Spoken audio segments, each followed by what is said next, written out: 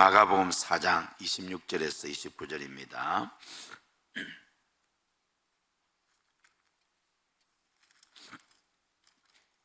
마가복음 4장 26절에서 29절 함께 읽습니다. 또 이르시되 하나님의 나라는 사람이 씨를 땅에 뿌림과 같으니 그가 밤낮 자고 깨고 하는 중에 씨가 나서 자라되 어떻게 그리 되는지를 알지 못하느니라. 땅이 스스로 열매를 맺되 처음에는 싹이요 다음에는 이삭이요 그 다음에는 이삭에 충실한 곡식이라.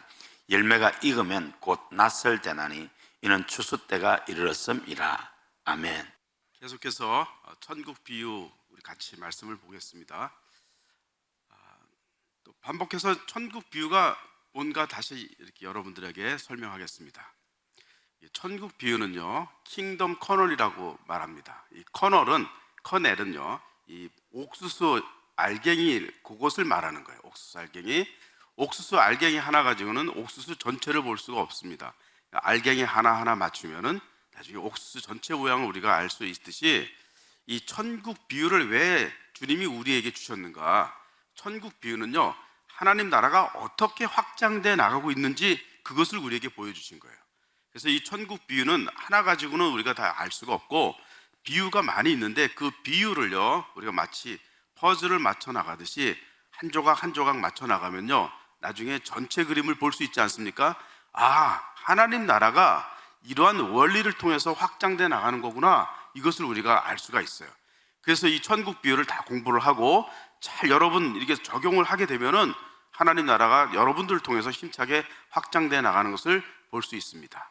이 화요일, 수요일, 오늘 이제 목요일인데 첫날은요, 보아와 진주의 비유에 대해서 우리가 말씀을 같이 나눴습니다. 이 보아와 진주의 비유의 그 핵심이 뭐냐? 보아를 발견한 사람이요, 자기 모든 소유를 다 팔아서 그 보아를 샀고 또 진주를 샀어요. 자, 그 보아가 뭔가, 진주가 뭔가, 바로 우리가 예수님을 발견했죠. 그 예수님을 발견한 사람들은요, 자기의 모든 소유를 다 팔아야 돼요. 소유권을 주님께 드려야 됩니다. 그러면은 우리가 예수님의 사람이 될 수 있다는 거예요. 그래서 하나님께 쓰임받고 하나님 나라 확장 위에 여러분들 쓰임받길 원하면 첫 번째, 여러분의 모든 소유를 주님께 드려야 되는 거예요. 예수님이 우리의 주인이 되지 않으면은 우리가 하나님 나라 확장에 쓰임받을 수가 없다는 거죠. 두 번째, 어제는요, 마태복음 13장 3절에서 8절 또 18절에서 23절 씨 뿌리는 비유에 대해서 우리가 두 번째 퍼즐을 맞췄습니다. 이 씨 뿌리는 비유의 그 핵심이 뭐냐? 여기에는요, 네 종류의 밭이 있는데 길가가 있고 돌밭이 있고 가시밭이 있고 그리고 좋은 밭이 있습니다. 그런데 반드시 좋은 밭이 있다는 거예요. 이 네 종류의 밭 중에서 좋은 밭을 통해서만 100배, 60배, 30배 열매를 맺을 수 있다고 비유로 말씀해 주셨어요. 그런데 좋은 밭이 반드시 있는데 씨를 뿌려야 좋은 밭을 만날 수 있습니다. 씨를 뿌리지 않으면 절대 좋은 밭을 만날 수가 없다는 거예요. 그래서 우리가 좋은 밭을 만나기 위해서 열심히 씨를 뿌리고 또 동시에 우리가 그런 좋은 밭이 돼야지만 30배, 60배, 100배 열매를 맺을 수 있다는 겁니다. 이게 두 번째 퍼즐이에요. 오늘은 이 자라나는 씨의 비유, 마가복음 4장 26절에서 29절 말씀에 세 번째 퍼즐 조각을 맞춰보기로 하겠습니다. 우리가 천국 비유를 공부할 때요, 이 세 가지 질문 가지고 공부를 하고 있습니다. 첫 번째, 이 천국 비유의 요점이 뭔가? 이 메인 포인트는 무엇인가? 두 번째요, 그럼 이 메인 포인트를 우리가 어떻게 적용할 건가? 이 요점을 우리 삶 속에서, 사역 속에서 적용을 해나갈 때 구체적으로 우리가 적용을 해야지만은 이게 실천 가능한 것입니다. 그리고 내가 이렇게 삶과 사역 속에서 적용을 했을 때 예상되어지는 일들이 있다는 거예요. 어떤 일들이 일어날 것인가? 그것을 예상을 하는 겁니다. 좋은 일도 있고 안 좋은 일도 있을 수 있습니다. 자, 이거를 한번 좀 정리를 해봤습니다. 자, 오늘 이 씨 뿌리는, 자라나는 씨의 비유에서 이 요점이 뭔가? 천국은 사람이 씨를 땅에 뿌린과 같다. 이것도 요점이 될 수 있어요. 천국은 사람이 씨를 땅에 뿌림과 같다. 또 씨를 뿌리면 자라나는 과정이 있고 또 시간이 필요하다. 요점이 될 수 있어요. 씨를 뿌려도 자라나는 것을 볼 수 없고 수확 시기도 알 수가 없다. 본문에 그렇게 나와 있습니다. 또 씨가 자라나는 과정은 뿌리는 자가 알 수 없다. 그러나 씨를 뿌리면은 거둘 때가 있다. 본문에 그렇게 나와 있습니다. 또 씨를 뿌린 후에 수확을 가늠하지 말고 추수 때까지 자기 일에 충실해야 한다. 이렇게 저희가 한번 요점을 찾아봤습니다. 그러면 이 요점을 어떻게 적용할 건가? 좀 구체적인 이 적용점에 들어가면 씨를 뿌려야 되죠. 그렇죠? 그 씨를 뿌리기 위해서 내가 매일 말씀을 읽고 기도를 하겠다. 또 전도 대상자가 주님을 만날 수 있도록 매일 기도한다. 또 불신자에게 내가 찾아가겠다. 씨를 뿌리기 위해서는 반드시 찾아가야 되겠죠. 그리고 전도 대상자 명단을 만들어서 기도한다. 어제 저희는요, 누구에게 복음을 전해야 되는가?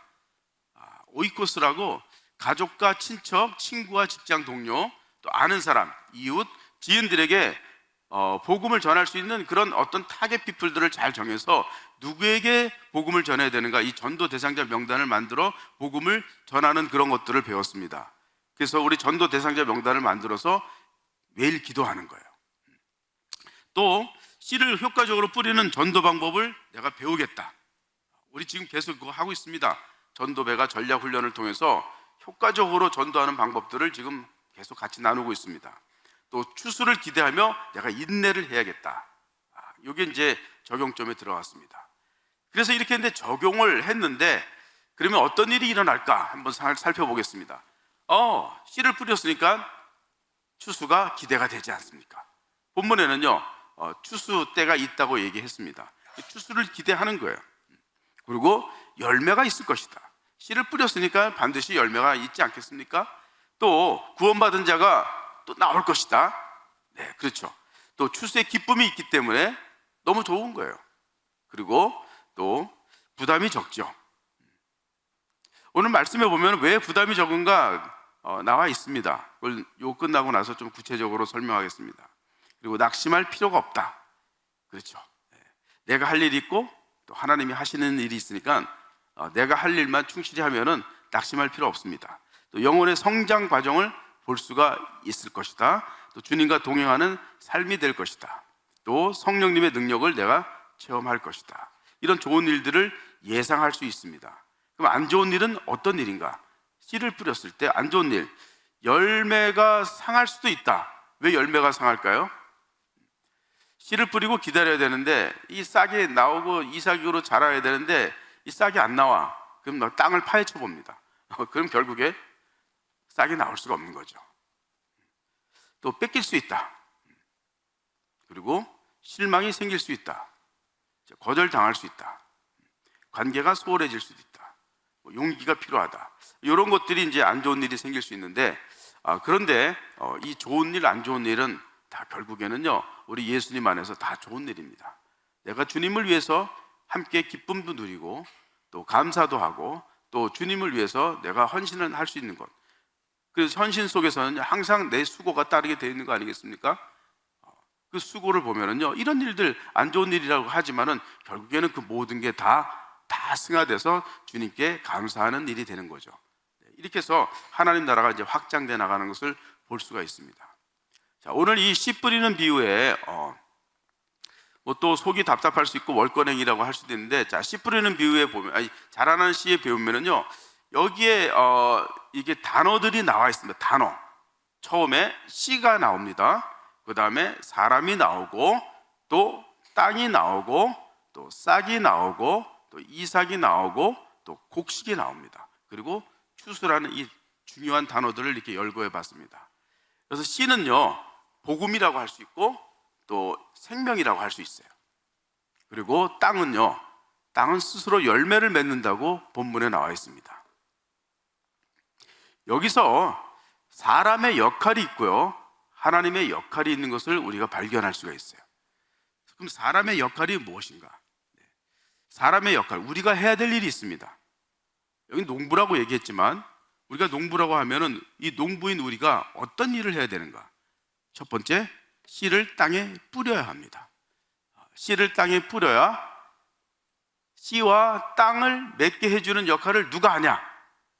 본문에 보니까요, 사람이 하게 돼 있어요. 농부가 씨를 땅에 뿌렸습니다. 이건 우리가 반드시 해야 돼요. 그리고 두 번째, 뿌렸으면요, 그 다음에는 자고 깨고 하면 됩니다. 근데 우리는요, 이 조급해서 내 씨를 뿌렸는데 왜 싹이 나지 않을까? 계속 조급하다 보면 나중에 땅을 파헤쳐 볼 수가 있다는 거죠. 사람의 역할이 뭐냐? 씨를 땅에 뿌리고 그냥 자고 깨고 하면 됩니다. 얼마나 좋습니까? 그렇죠? 편하잖아요. 자고 깨고 하면 되니까. 세 번째, 추수는 우리가 하는 겁니다. 자라나는 씨의 비유해 보니까 우리 사람이 해야 될 역할이 뭔가? 씨를 땅에 뿌리고 자고 깨고 하면서 기다리고 추수 때가 되면은 추수할 것을 우리가 기대하고 또 추수를 할 기회를 우리에게 주신다는 거죠. 그러면 하나님의 역할이 무엇인가? 하나님의 역할을 한번 보겠습니다. 하나님의 역할은요, 싹이 나게 합니다. 여러분, 씨를 우리가 뿌렸는데 그 땅 속에 묻혀있는 씨가 어떻게 성장하는가 그걸 볼 수 있습니까? 우리 눈으로 볼 수 있습니까? 알 수 있습니까? 자라나는 과정을 우리가 그걸 다 이해할 수 있습니까? 우리가 그걸 몰라요. 그렇죠? 알 수가 없어요. 그것은 하나님이 하시는 거예요. 우리가 하는 게 아니죠. 그래서 씨를 땅에 뿌렸는데 싹이 난다. 어떻게 싹이 납니까? 그 씨는요, 생명이기 때문에 반드시 나게 돼 있어요. 씨가 땅을 딱 만나게 되면은 나게 돼 있습니다. 하나님께서 창세기 1장에 보면은 하나님이 땅에 명령을 합니다. 너희는 땅한테 명령을 해요. 모든 식물을 자라게 하는 그런 명령을 주십니다. 그래서 씨가 땅에 떨어지면은 싹이 나게 되어 있어요. 그리고 그 싹이 이삭으로 자라게 된다는 거죠. 하나님이 하시는 일이에요. 싹이 이삭으로 자라게 하는 거 우리가 할 수가 없어요. 그렇죠? 우리가 볼 수도 없어. 과정을 알 수도 없어요. 그리고 세 번째, 또 이삭이 충실한 곡식으로 자란다는 거예요. 이게 하나님이 하시는 거예요. 그러니까 사람의 역할이 있고 하나님의 역할이 있습니다. 그런데 우리는요, 자꾸 우리가 하나님의 역할을 우리가 자꾸 하려고 그래. 그걸 우리는 월권행위라고 합니다. 그래서요, 어떤 사람한테 이렇게 말씀을 줬는데 이게 빨리 변화가 되지 않고 성장하지가 않아. 그러니까 조급해요. 그러다 보니까는 내가 답답한 거야. 책망도 하고 나무르기도 하고요. 그건 우리가 할 수 있는 부분이 아닙니다. 하나님만이 할 수 있는 거예요. 저희가 이제 선교지에서요, 이교도 이 무슬림으로 있다가 개종한 사람들이 자기 옛날에 그 습관이 있습니다. 그 습관이 뭐냐면 이 여자들은 히잡을 써요. 히잡을 쓴다는 건 뭐냐면 내가 알라에게 복종한다는 그 뜻입니다. 앞으로 내가 정말 신실한 무슬림으로 살아가겠다는 그 의미가 거기 담겨져 있는 거예요. 그래서 히잡을 딱 쓰면은 무슬림 여자구나 이렇게 우리가 알 수 있는 거죠. 근데 이 사람이 복음을 듣고 예수님을 믿고 개종을 해서 이제 교회에 나오면 히잡을 벗어야 되잖아요. 히잡을 못 벗습니다. 히잡을 벗는 순간에요, 어떤 일이 일어나는가? 핍박이 오게 되는 거죠. 나는 무슬림이 아니다 이런 표현도 할 수 있는 거예요. 그런데요, 월권 행위를 하는 선교사들은 히잡을 자꾸 벗으라고 얘기합니다. 그 히잡을 벗으면 그 사람이 핍박을 받을 텐데 그럼 책임질 수 있냐 이거예요. 그 사람을 보호할 수 있냐 이거예요. 선교사는 그런 힘이 없어요. 아무런 힘이 없습니다. 그런데 히잡을 벗으라고 하는 거예요. 근데 저희는 그렇게 하지 않아요. 히잡을 계속 쓰고 나오도록 그냥 놔두죠. 그런데 하나님의 말씀이 들어가서 역사를 하고 그 사람이 믿음이 생기면요, 딱 스스로 벗어요. 그때까지 우리는 계속 말씀을 주는 거예요. 절대 우리가 그 하나님이 하시는 역할을 우리가 월권행위하지 않는다니까요. 이건 정말 중요한 일입니다. 내가 하는 일은 뭐냐? 씨를 뿌리는 거예요. 그리고 자고 깨고 하고 인내하면서 계속 말씀을 주는 겁니다. 때가 되면은요, 이 사람이 어떻게 자라는지 알지는 못해요. 믿음이 어떻게 성장하는지 못합니다. 볼 수가 없어요. 그러나 그 속에서요, 싹이 나고 또 또 이삭이 되고 또 곡식으로 자라는 것들을 언젠간 보게 된다는 거예요. 그때 되면요, 그 믿음이 딱 차면은 본인 스스로가 감당하겠다는 거예요. 내가 핍박이 오더라도 감당할 테니까 이제 히잡을 벗고 당당하게 나는 예수 그리스도를 믿는 하나님의 사람입니다, 이렇게 표현한다는 거죠. 그래서 우리가 새신자든 아니면 여기 뭐 같은 교우든 간에요, 우리가 우리가 해야 될 역할, 하나님이 해야 될 역할들을 잘 우리가 분별해서 우리가 설령 조급하다 할지라도 하나님이 하시는 일에 우리가 월권행위를 해서는 안 된다는 거예요. 그래서 오늘 세 번째 퍼즐은 뭐냐? 우리가 해야 될 일은 반드시 씨를 땅에 뿌려야 된다는 거예요. 그렇지 않으면은요, 싹이 날 수가 없어요. 여러분, 그 피라미드에서요, 고고학 박사들이 들어가서 거기서 뭘 찾아냈냐면 항아리를 찾아냈어요. 근데 항아리 안에 뭐가 있냐? 씨가 있어요, 씨가. 근데 씨가 그 몇 년이 됐냐? 3600년이 됐습니다. 근데 씨가 죽지 않았어요. 혹시 이게 열매를 맺을 수 있을까 해가지고 땅에 딱 씨를 뿌렸는데 싹이 나고 이삭이 되고 열매를 맺었어요. 3600년 동안 항아리 속에 딱 담겨져 있던 그 씨가 생명을 발휘한 거예요. 생명이 있는 거예요, 씨는요. 그런데 이 씨가 3600년 동안 그대로 있었는데 땅에 딱 뿌려짐과 동시에 싹이 났다니까요. 그래서 우리가 해야 될 일이 뭡니까? 세 번째 퍼즐, 씨를 반드시 땅에 뿌려야 된다는 거예요. 반드시 여러분이 복음을 전해야지만은 여러분들은 추수할 기회를 얻을 수 있다는 겁니다.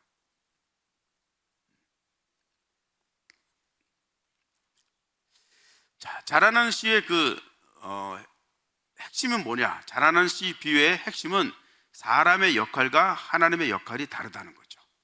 그래서 우리는 우리의 역할에 충실한 사람이 될 수 있길 주님의 이름으로 축원합니다. 여기 한 여인을 소개합니다. 이분은요, 저 서울 마포에 가면 마포에서 동네 식당을 운영하는 오창금 씨입니다. 오창금. 제가 이제 여길 왜 갔냐면요, 거기에 서진교회라고 있어요. 서진교회 목사님이 그냥 간곡히 부탁해서 이 전도 훈련을 좀 해달라고 해서 갔습니다. 그래서 이 집에 가서 아침 이제 밥을 먹었어요. 목사님이 이 집을 왜 가냐? 여기는 MSG를 사용하지 않는데요. 그 목사님은 MSG를 먹으면 알러지가 있으니까 못 먹는 거예요. 근데 이 집은 MSG를 사용하지 않는데 맛이 있다는 거예요. 정말 맛있대요. 그래서 이제 첫날 가서 여기서 밥을 먹었습니다. 또 둘째 날도 먹었습니다. 근데 이분이 어떤 그 손맛이냐면요, 통영굴밥, 돌솥국밥을 하고 있는데 돌솥국밥. 그런데요, 그 이분의 그 레시피가 기가 막히다는 거예요. 거기에 딱 그 굴밥 위에다 이렇게 얹어서 먹는 이 간장 소스인데 이것을 3개월 동안 숙성을 한 거래요. 그래서 정말 맛있더라고요. 근데 저희 누나가 이 통영굴밥집을 했어요. 그래서 그 얘기를 했더니, 야, 그분은 정말 음식을 만들 줄 아는 분 같다, 이렇게 얘기를 하더라고요. 그런데 이제 그 교회에서 이제 저희가 전도 훈련을 하고 주일날 오후에 이제 전도를 실습하기로 했어요. 다 나가서 전도를 해야 되는데 이분한테는 안 가는 거예요. 아무도 안 가요. 여기서 단골집으로 가는데도 목사님도 안 가고 아무도 안 가. 왜 안 가냐? 이분은요, 손님에 대해서 갑이에요, 갑. 손님이 을이에요. 그 교회 교인 한 4명이 갔습니다. 목사님까지 포함해서 4명이 가가지고 서로 다른 자기 입맛에 맞는 메뉴를 4가지를 시켰는데 이분이 하는 얘기가, 음식은 나 혼자 만드는데 어떻게 4가지를 시키냐, 똑같은 거 1가지로 하라고. 그래서 그냥 1가지로 통일해서 먹었답니다. 이 정도로 손님에 대해서 이분이 갑이에요.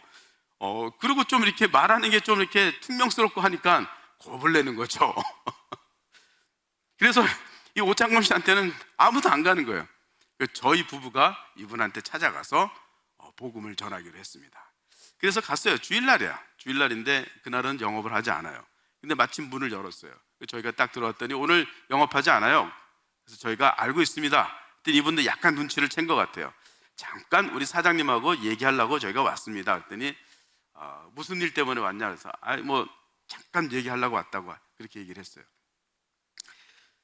그래서 제가 처음에 혹시 슬아에 자녀가 있습니까? 그랬더니 이분이 딸이 둘이 있대요. 그래서 딸 둘이 사장님 닮아서 이쁘겠습니다 그랬더니 이분이요 처음에는 바쁘고 시간이 없다고 빨리 가야 된다고 하면서 갑자기요 이렇게 싹 웃는 거예요. 얼굴 표정이 이렇게 좀 이렇게 싹 풀어진 거예요. 그러면서 갑자기 이렇게 테이블을 딱 펼쳐놓고 의자를 또 갖다 놓고 또 앉으래요. 아니 바쁘다고 하면서 곧 문 닫고 가야 된다면서 그랬더니 바쁘지 않대요. 그러면서 앉으라고 하는 거예요. 그리고 떡을 이렇게 내놓는 거예요. 그래가지고 저희가 예수님께서 가르치신 개인 전도 방법으로 이분한테 전도를 하기 시작했습니다. 이게 이제 처음에 어떤 얘기를 했냐면 저희 누나가 통영 굴밥집을 했는데 사장님이 음식을 만들 줄 아는 분이라고 이렇게 칭찬을 하더라고요. 했더니 또 이분이 또 마음이 싹 풀어지는 거예요. 그 음식에 대해서 공통점이 있잖아요. 그 얘기를 했습니다. 그리고 나서 간증을 했어요. 그랬더니 이분이 그 다음부터 쫙 자기 얘기를 하더라고요. 그 하소연을 많이 하는 거예요. 그래서 저희가 그 얘기를 딱 듣고 이제 기도를 해주고 그러고 나서 이 복음을 전했습니다. C2C 가지고 복음을 다 전했어요. 저거 이렇게 들고 있지 않습니까?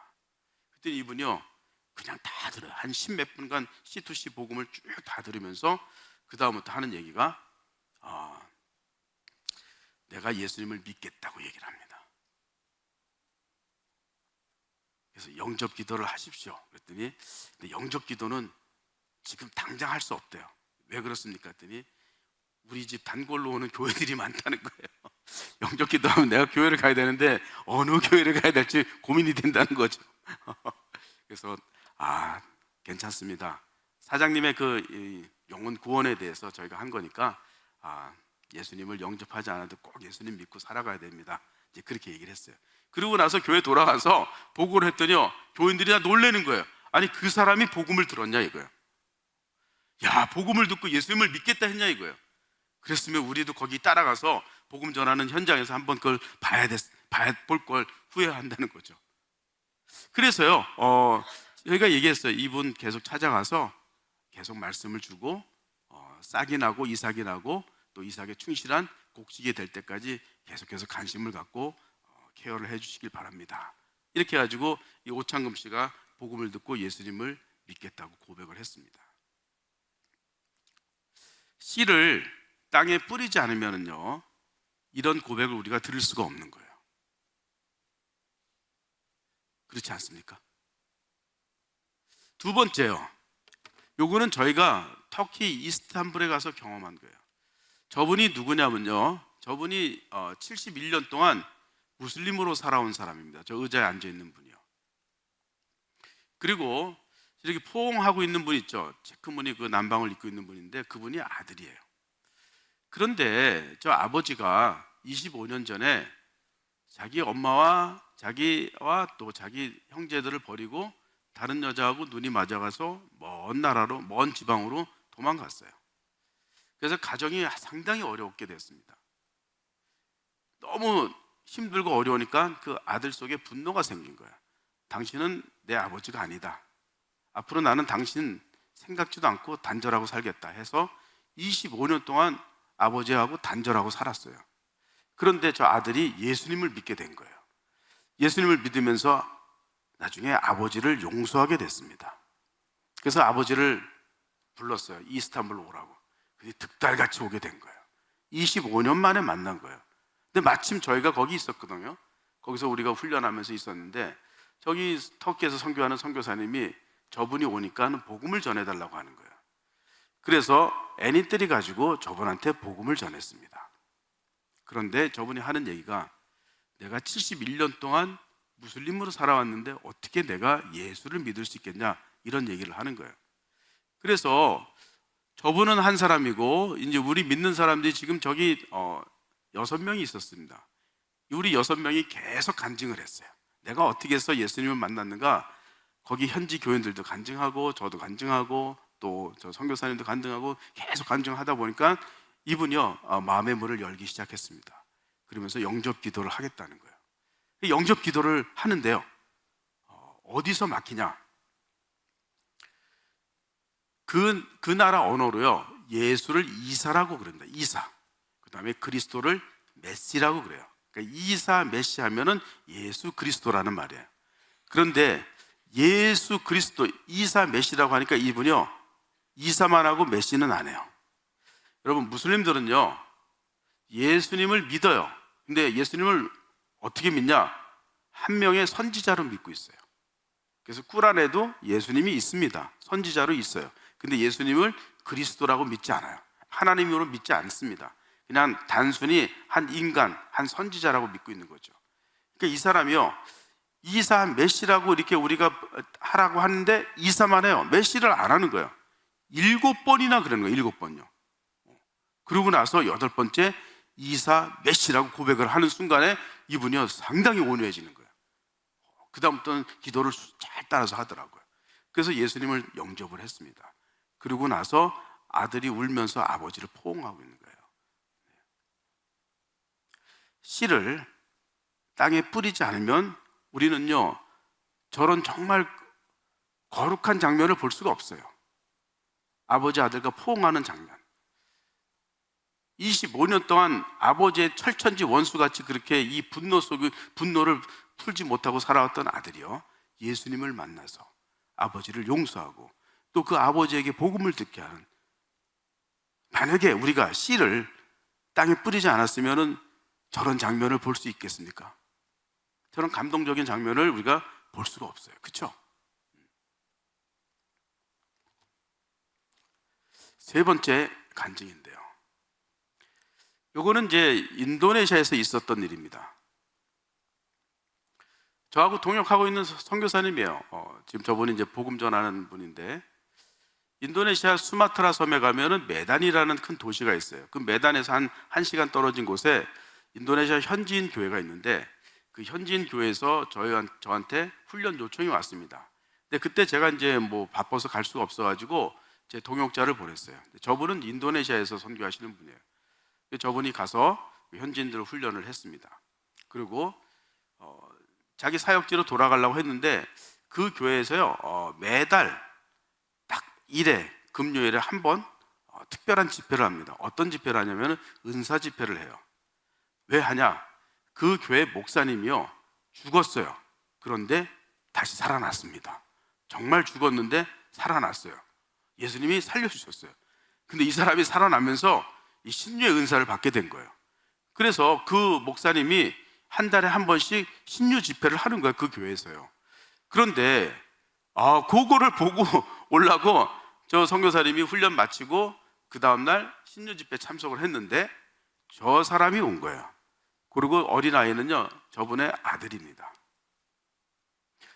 저분은요, 그 교회 주변에 살고 있는 이웃인데 저분이 딱 온 순간 목사님이 알고 있는 거예요. 저 사람 옆방에 데려가서 먼저 복음을 전해 주십시오. 선교사님한테 부탁을 했어요. 왜 그러냐면 저분이요, 이슬람 학교의 선생님이에요. 이슬람의 교리를 가리키는 무슬림이에요.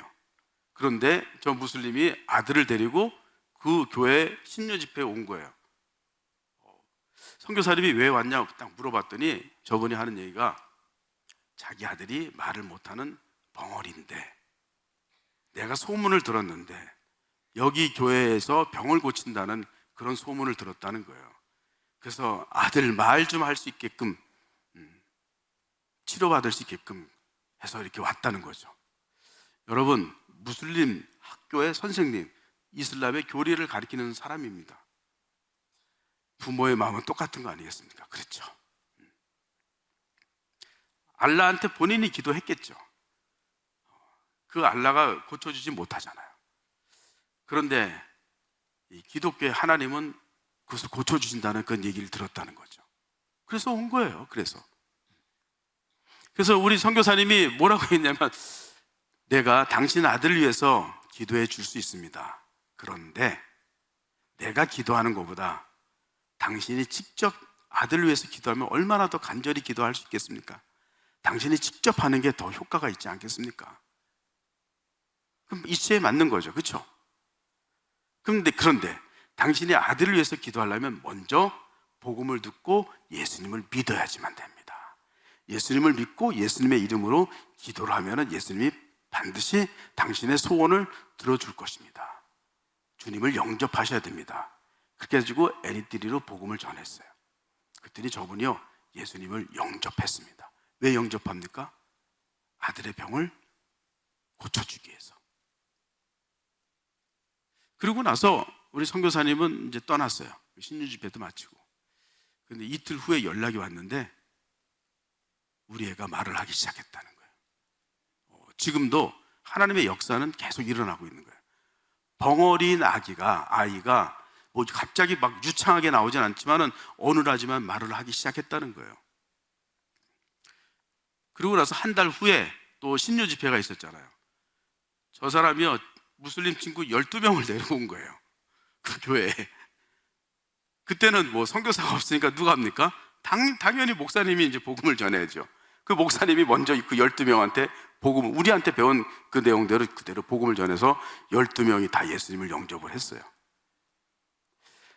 씨가 땅을 만나면은요, 반드시 싹이 나게 돼 있다는 거예요. 반드시.